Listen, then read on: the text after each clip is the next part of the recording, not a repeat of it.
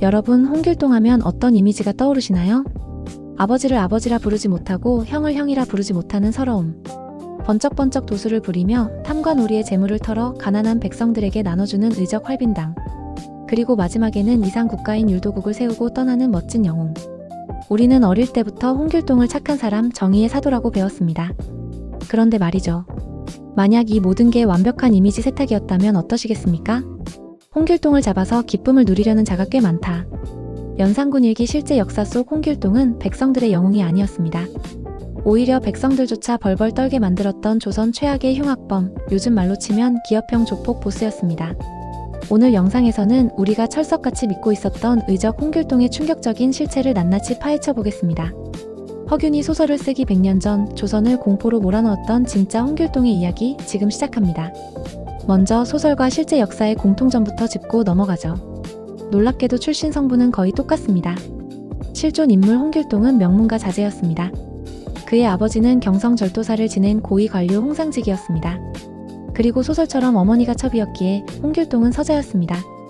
소설 속 홍길동은 서자의 서름을 도술 수련과 정의 구현으로 승화시켰죠? 하지만 현실의 홍길동은 달랐습니다. 그는 자신의 뛰어난 머리와 명문가라는 배경을 범죄에 이용하기로 마음먹습니다.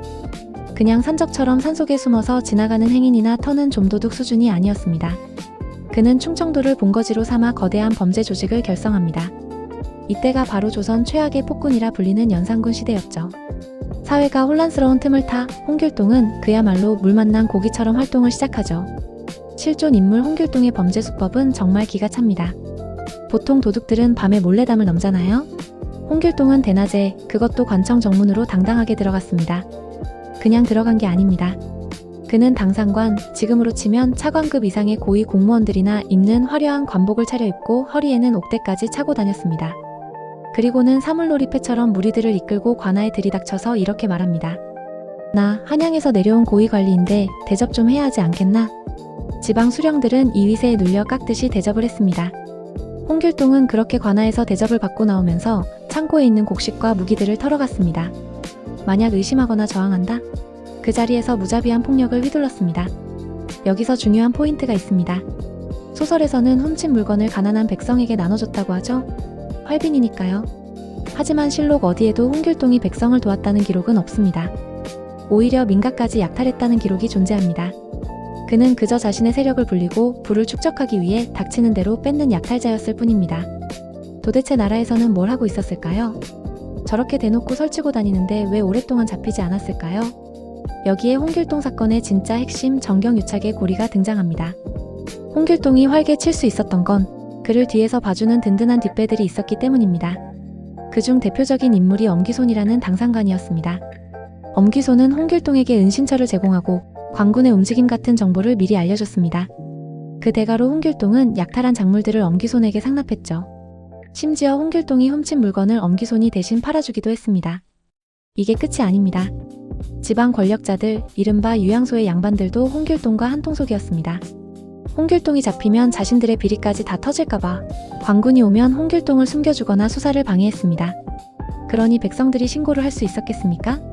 신고하면 바로 보복을 당하는데요. 홍길동은 단순한 도적이 아니라 부패한 정치 권력과 결탁한 거대 마피아였던 겁니다. 하지만 꼬리가 길면 잡히는 법이죠. 홍길동의 악명이 한양까지 퍼지자 결국 연산군은 1500년 대대적인 토벌 작전을 명령합니다. 결국 홍길동은 체포되어 한양으로 압송됩니다. 이때 국청 과정에서 엄기손을 비롯한 고위 관리들이 줄줄이 엮여나옵니다. 조정은 발칵 뒤집혔죠. 자, 그럼 홍길동은 어떻게 되었을까요? 당연히 처형당했겠죠? 그런데 여기서 아주 흥미로운 그리고 미스터리한 이야기가 나옵니다. 실록에는 홍길동을 잡았다는 기록과 신문 내용은 있지만 홍길동을 처형했다는 명확한 기록이 없습니다. 비슷한 시기 다른 도적들은 능지처참했다, 목을 베었다는 기록이 상세한데 유독 홍길동만 그 끝이 흐지부지합니다. 그래서 학계 일각에서는 홍길동 탈출설을 제기합니다. 홍길동이 감옥을 탈출해 무리를 이끌고 바다 건너 남쪽, 지금의 일본 오키나와로 갔다는 겁니다. 실제로 오키나와 이시가키 섬에는 조선에서 건너온 홍가와라는 인물에 대한 전설이 있습니다. 그가 1500년대 초반에 나타나 이곳의 민중을 괴롭히던 지배층을 몰아내고 선지문물을 전파하며 왕이 되었다는 내용입니다. 소설 속 율도국이 실제로는 오키나와였다는 설이죠.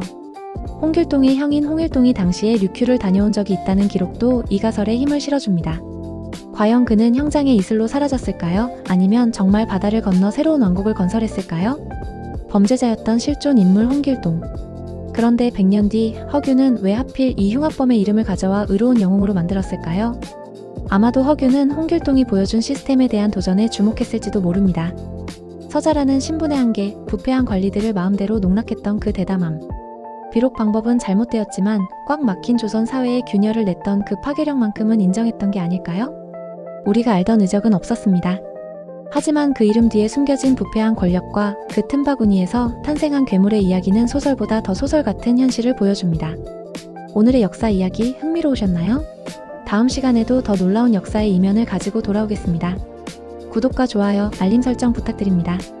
감사합니다.